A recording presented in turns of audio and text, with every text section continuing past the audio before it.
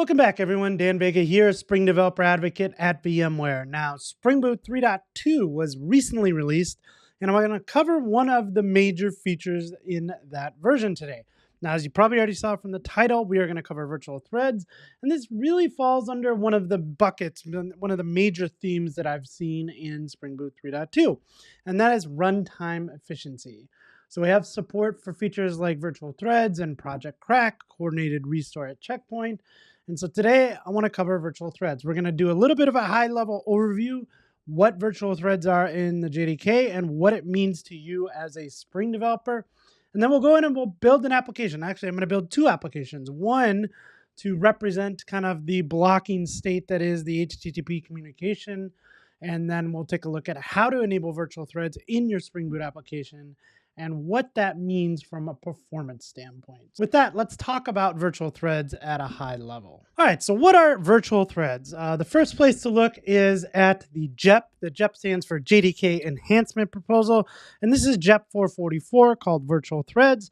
If you've never read through a JEP, it's really interesting. It's not just a paragraph of what it means or what this feature is. It actually goes through a bunch of things like the history. What are the goals of this particular JEP? What are the non-goals? What are we not trying to solve here? What was the motivation behind even exploring this feature? Then a description of what virtual threads is, some alternatives, maybe there are risks and assumptions, and some dependencies. So if you're interested in learning a little bit more about virtual threads, this is a really good place to start. From a Spring MVC perspective, or from a Spring perspective, what is virtual threads going to do for me? So in the traditional sense of building Spring MVC applications, right? We have a client, it talks to our Java application written in Spring, and in certain applications, we're going to write blocking operations. So I may talk to a database, I may talk to an input stream writing a file, I may talk to another service in our organization or a public API. Via HTTP, which is blocking. Or I may communicate with some message broker, JMS, those things can be blocking as well. What does this mean, blocking, Dan? When you talk about blocking, why should I care about that? Well, this really comes back to the thread per request model, right? When I make a request to the web server, a thread is spawned. Now, in the Java world, this is java.lang.thread. This is essentially a wrapper around the operating system thread. So the operating system thread, these are finite resources. This really depends on the machines, but we only have so many operating system threads. So what happens is a request comes in, a thread handles it, and then for an operation that's blocking, like a database call or an HTTP service call, that thread is now blocked until the operation is complete. And this is important because there are only a maximum number of concurrent threads that are allowed. There's, again, this is not a this is not an infinite resource. So what happens when the maximum number of threads has been reached? Each subsequent request will need to wait for a thread to be released to fulfill that request. And this is why we get into situations where our applications start to take on a lot of throughput and they start to hang or become a little bit slow, right? This is what's happening. This is the thread per request model, and it's something that we use here in Java and Spring. Now, again, Java is made of threads. So each thread in Java is essentially a wrapper around an operating system thread. You'll hear them referred to as platform threads. What virtual threads do is they come in and almost provide this illusion of infinite scalability, because instead of having to tie itself to a platform thread, we now have, we can spawn thousands or millions of virtual threads. And these are lightweight threads that are allowed to go perform a task and then just go away. They don't need to be tied to that platform thread. So when we need to make a blocking call, like a call to another HTTP service, this thread, this virtual thread, is not tied to the platform thread anymore. It can go off and do its thing without hanging up that platform thread. So this is really amazing. This is something at the JDK level. This is something we can take advantage of in Spring, and it's going to really offer another scalability mechanism for our Spring MVC apps. Traditionally, if you wanted to scale your applications in Spring, even in Java, right, you would have to reach for one of two solutions. One, you'd have to basically provide more hardware. You can scale horizontally or vertically, or you'd have to reach for something like reactive programming and kind of avoid the blocking nature of our imperative style applications, right? So what are we going to do today?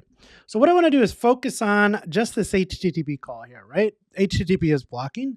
So we're going to go through and create a new application that is going to be the outside service that our Spring application is going to call. And this will be blocking in nature. We'll introduce some blocking just to kind of show what's happening there. Then we'll create a Spring MVC app, this guy way over here. And that is going to be the application that is talking to this downstream application. That we will go through and show the difference between using normal platform threads and enabling virtual threads in Spring, and just how easy it is to do in Spring Boot 3.2. So we need Spring Boot 3.2, we need Java 21. We're going to have some fun today. I hope you learn a lot. With that, let's write some code. All right, so this first app we're going to build, we're going to head over to start.spring.io. We're going to choose Maven. We're going to use Spring Boot 3.2.0. I'm going to say dev.dan-vega. We'll call this VT for Virtual Threads Blocker.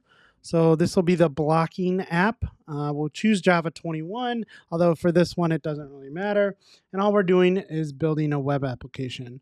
So I'm going to go ahead and generate this, download the zip, open it up in my favorite IDE, IntelliJ IDE, and you can open up in whatever IDE or text editor you're most productive in. All right, so the first thing I'm going to do is I'm going to come in here and set a port for this. I'm going to say server.port is equal to 8085, just because this is going to run on a different port than our main application, which will run on 8080.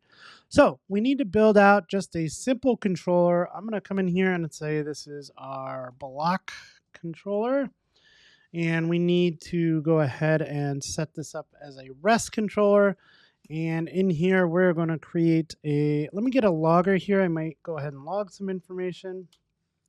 I'm going to create a get mapping. So we're going to create a new request controller here, or a REST controller that has a request mapping for a get mapping of /block. So I'm going to call /block and then the number of seconds. So we're just kind of introducing a delay here to show off some features of virtual threads and kind of compare them to our normal threads. So I'm going to say public void. We'll call this block. Again, that's a path variable. So we're going to take in a path variable, which is going to be the number of seconds. We are going to use that to sleep here. So we're going to say thread.sleep, the number of seconds times 1,000. And that will give us something like, if we pass in 3, we'll sleep for 3 seconds. So I'm going to add that interrupted exception. And then all I'm going to do is say log.info. We'll say blocked for number of seconds. We'll say seconds, right?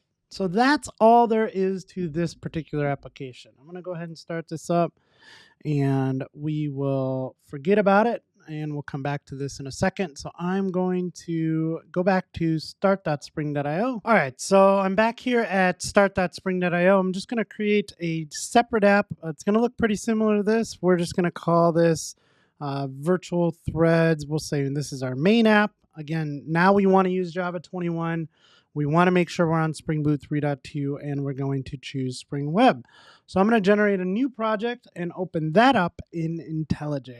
All right, so I need to create a new REST controller here because this controller is going to take in the request and then call our blocking application that has some delay.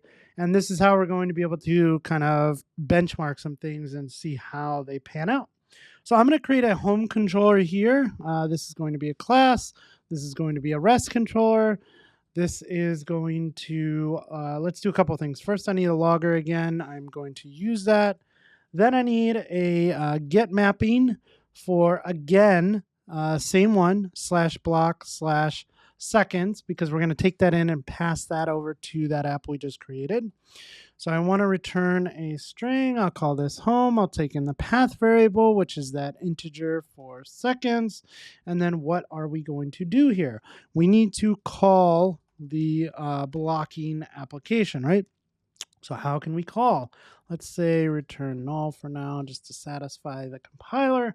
Now, how do we return, or how do we call our blocking application?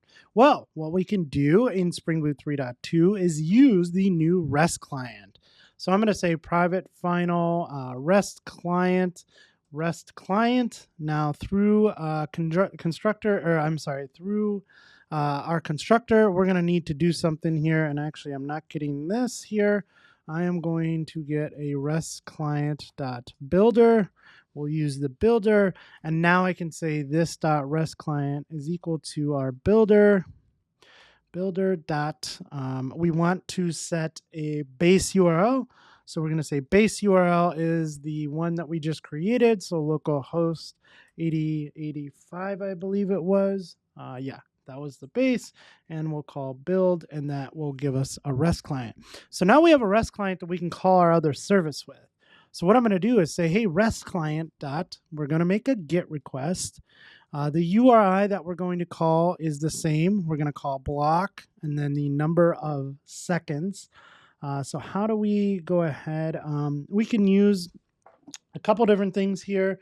I'm going to go ahead and say block plus seconds. All right, so that's our URI. Then we're going to go ahead and retrieve the response. We actually don't get anything back from this, so we can say I want to get a bodiless entity, and that will allow us to get a response entity back. So a response entity of void, and this will just allow us to get at the actual results. So we can say like, hey, what is the response status code, right? So I'll call this result. And then now what I can do is I can log this. I can say log.info. We can say on results.get status code. And then we can print out the current thread. So I'm going to say thread thread.current thread. And this will allow us to see what's going on. So we get a status code on a particular thread. And then what I'll do is I will just return thread.currentThread.toString so we know exactly what thread we are currently on. So cool. So that's really all we need. From a property standpoint, we'll go ahead and tinker with those in a second.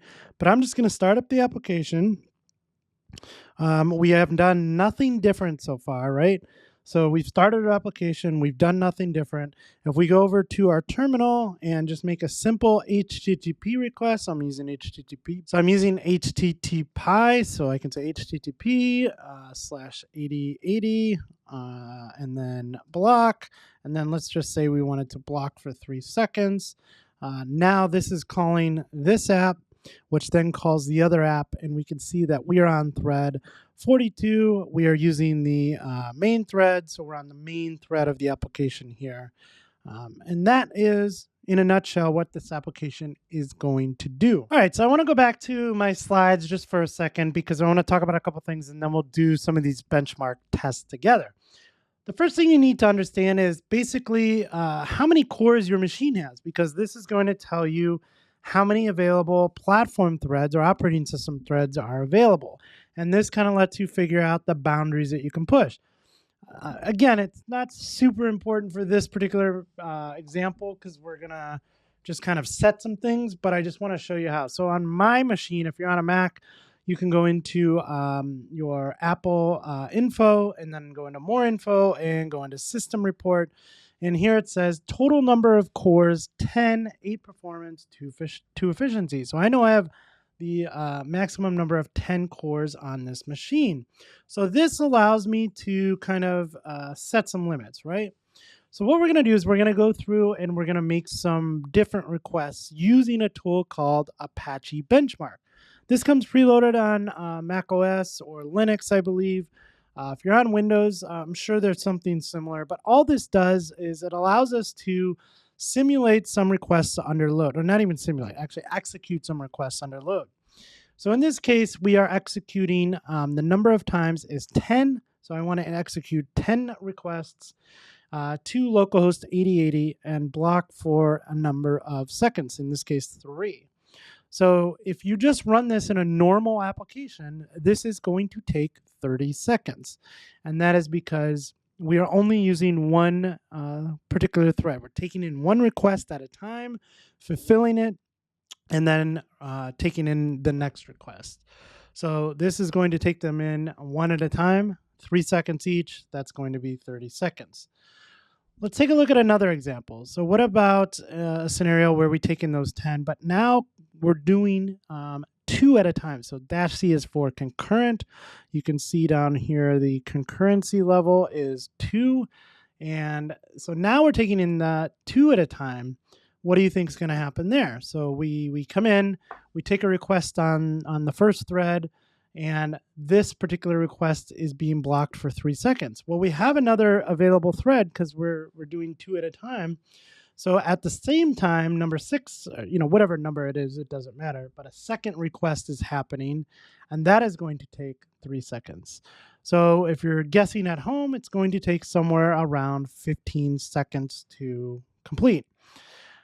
So let's kind of pump this up now. What about if we take in 10 requests and we do 10 at a time? That's right. This should take about 3 seconds. So you see where we're going with this, right? This is using the traditional style of threads, understanding that something is being blocked. A particular thread is being blocked when we do an operation like talk to another service using HTTP, talk to a database, whatever the case may be. So these threads are blocked, and that's important to understand.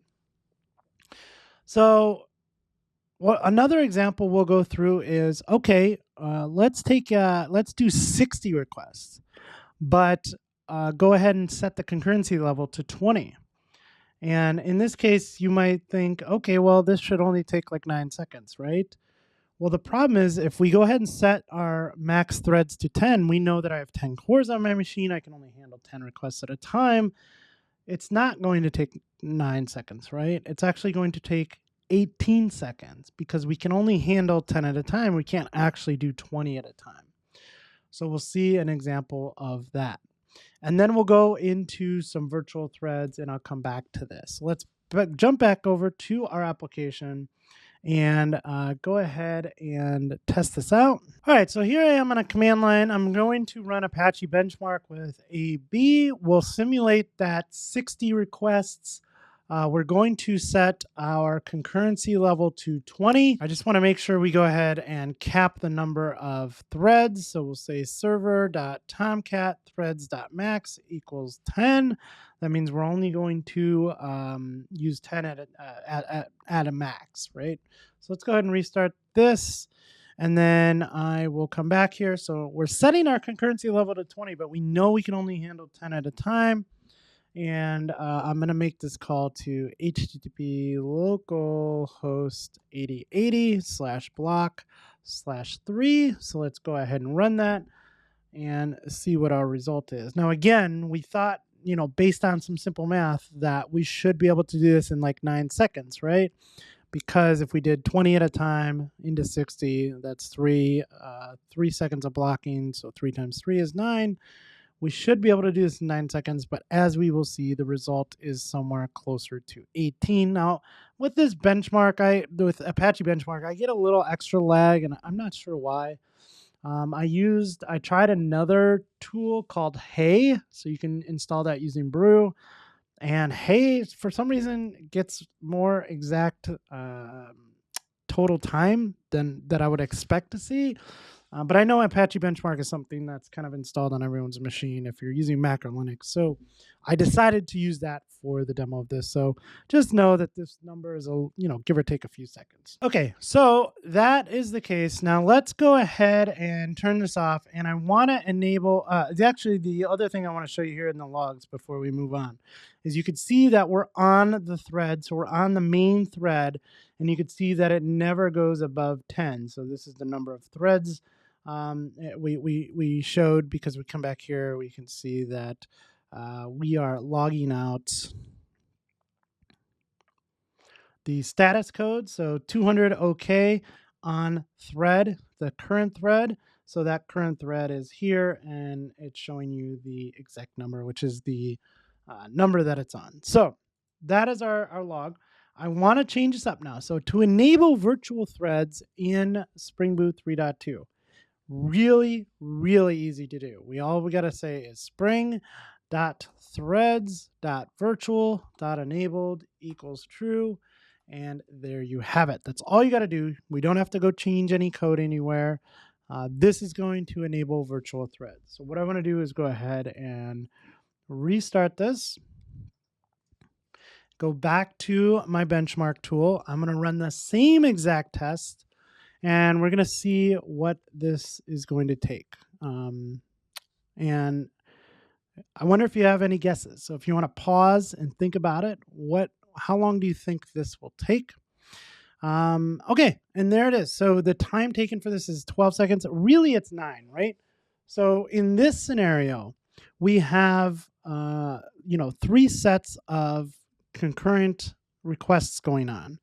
So we can handle the 20 at a time because none of them are actually blocking our platform threads. So when we get in the first request of 20, those are now using virtual threads. It's not blocking our actual platform threads. So the virtual threads can go out, perform their task. So those first 20 say, okay, we can handle that. Let's go do 20 at a time. So the first 20 execute for 3 seconds, then the next 20 execute for 3 seconds, and then the last 20. So that's 9 seconds. So all we did was enable virtual threads, and now we're not tying up those platform threads, which is really exciting to see. All right, so that's it for this tutorial. I hope you found this informative. I hope you found this valuable. One of the most exciting parts about this for me is that we're not asking everyone to go rewrite their applications, right? This is not something, the JDK has always kind of prided itself on backwards compatibility. So you don't have to take advantage of this feature by completely rewriting your applications. You can use your applications as they are. You can enable this virtual thread switch right in your properties and take advantage of it today. That is really the exciting part for me. And I hope just through this small demo, you kind of got an idea of what virtual threads mean as a way to scale your application. So we're going to talk a lot more about Spring Boot 3.2 in the coming weeks here on this channel. We're going to talk about the runtime efficiency theme that we are seeing in Spring Boot 3 and above when it comes to ahead of time processing, virtual threads, Project Crack, which we're going to cover next. It's really great to see. Java literally has an answer for everything. So any kind of workload that you're trying to put into production, Java and Spring has an answer for, and that's really exciting for me. So hey, if you found value in this, friends, do me a favor, give me a thumbs up, subscribe to the channel, and as always, happy coding.